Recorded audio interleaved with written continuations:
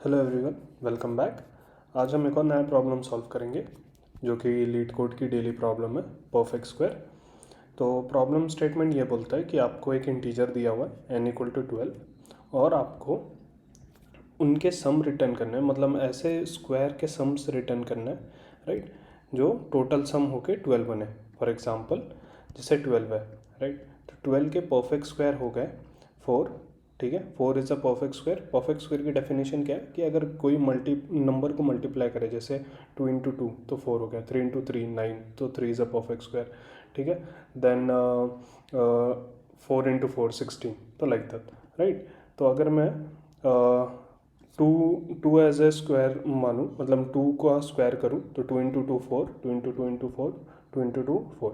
तो अगर 3 टाइम्स 4 करूँ तो मेरा आंसर आ जाएगा 12, राइट। सेम फॉर 13 के लिए 2 × 2 4 and 3 × 3 9, right. So count will be 2, correct. तो ये है हमारा प्रॉब्लम स्टेटमेंट। अब इसको समझते हैं वाइट बोर्ड की हेल्प से। तो ये तो प्रॉब्लम स्टेटमेंट ही है, राइट। अब प्रॉब्लम ये है कि जैसे 12 है, हमें बोला कि minimum number of perfect square, right. अगर 12 का देखा जाए तो 12 के मल्टीपल आंसर हो सकते हैं। जैसे ये 12 है, राइट, तो 12 हो सकता है कि मैं 1 इज़ अ परफेक्ट स्क्वायर, क्योंकि 1 × 1 इज़ 1, तो 1 will be perfect square, right. तो हो सकता है कि मेरा आंसर 12 हो, या फिर एक और आंसर हो सकता है जो कि हमें आंसर में दिया है कि 4 टाइम्स 3, 4 टाइम्स 3 भी 4 is a perfect square, because 2 × 2 is 4, right. तो मिनिमम यहाँ पे हमें 3 नंबर लगे, करेक्ट, एंड यहाँ पे हमें 12 टाइम्स 1 × 1 करना पड़ेगा, राइट। तो ये मिनिमम दोनों में से क्या है, मिनिमम है 4 × 3, मतलब 3 नंबर का अगर हम सम करेंगे तो हमें आंसर मिल जाएगा, राइट, जो कि है मेरा आंसर। नेक्स्ट वाले में समझते हैं 13 में भी मल्टीपल आंसर्स हो सकते हैं। 13 में मल्टीपल आंसर्स ऐसे हो सकते हैं कि मान लो ये 13 है, राइट। हो सकता है कि मैं 13 टाइम्स 1 रिटर्न कर दूँ, मतलब 1 + 1 + 1 + 1 13 टाइप, तो भी मेरा आंसर आ जाएगा। या मैं ये करूँ कि नहीं, 3 × 3, राइट, इज़ 9, तो 1 एंड 1 टाइम्स 4 तो +4, तो मेरा आंसर क्या आ जाएगा 5। ठीक है, मेरा आंसर हो जाएगा 5।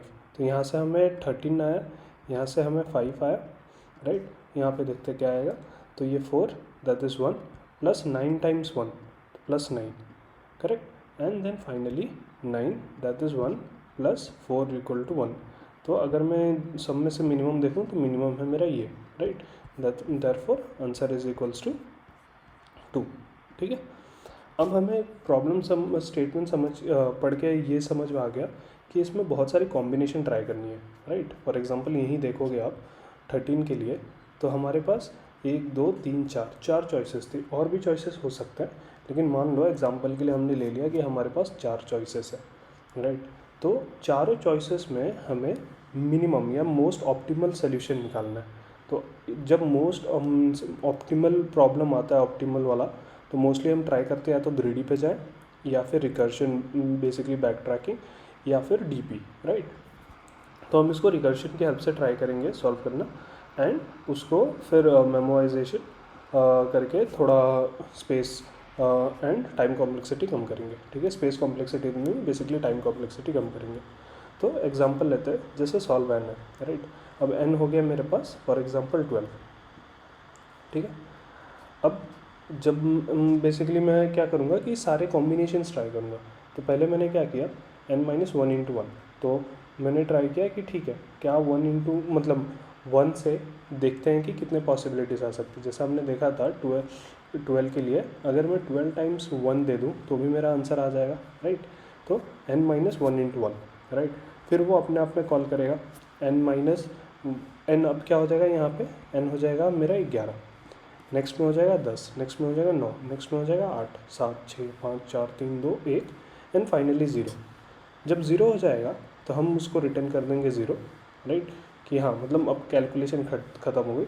अदरवाइज़ हर स्टेप में हम +1 रिटर्न करेंगे, ठीक है, कि हाँ एक एक एक एक एक एक नंबर ऐड होते जा रहा है, करेक्ट। ये बस एक higher level of recursion tree बनाया मैंने सॉल्वेंट। फॉर एग्जांपल अब 1 से हमने ट्राई कर लिया, अब 2 की पॉसिबिलिटी भी ट्राई करते हैं, राइट। तो 2 की पॉसिबिलिटी क्या है कि n - 2 × 2 दैट इज़ 4, तो 12 - 4, 12 माइनस 4। नाउ जो नया सब प्रॉब्लम है वो हमारा ये है कि 8 के लिए ऐसा कोई नंबर ढूंढो जो परफेक्ट स्क्वायर ढूंढो जो मिनिमम सम करके बेसिकली मिनिमम टाइम सम करें तो 8 आ जाए, राइट।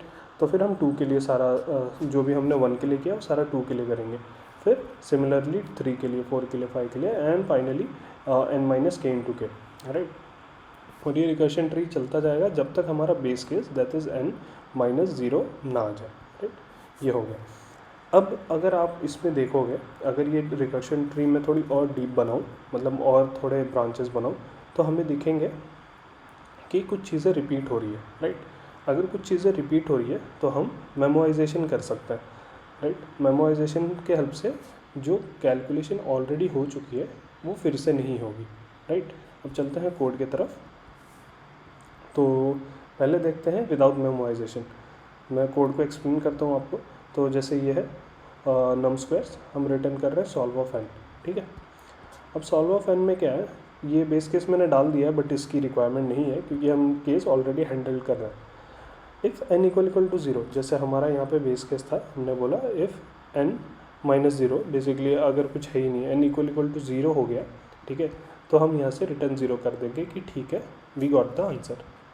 अदरवाइज़ हम क्या करेंगे, एक आंसर लेंगे जो कि इंट मैक्स होगा, हम एक लूप चलाएंगे जो कि n से स्टार्ट होगा, n should be greater than 1 and j minus minus, right. तो फर्स्ट हम ट्राई करेंगे, जैसे हमें मिनिमम नंबर्स चाहिए तो हम ट्राई करेंगे उल्टा सॉल्व करने का। पहले हम ट्राई करेंगे 12 माइनस 12 इंटू 12 दैट इज़ 24, क्या हमें आंसर मिलता है। तो हमने एक कंडीशन लगा रखा है कि j into j should be less than n। Why, अगर मान लो जैसे हम लूप चालू कर रहे हैं 12 से, तो 12 इंटू 12 इंटू 12 जो कि जो हमारा नंबर है, फॉर एग्जांपल 12 से बहुत ज़्यादा बड़ा है तो वो रिक्वायरमेंट ही नहीं है हमें, तो हम उसको इग्नोर कर देंगे, राइट। फिर 11 पे आएंगे, 10 पे आएंगे, 9, 8, 7, 6, 5, ठीक है।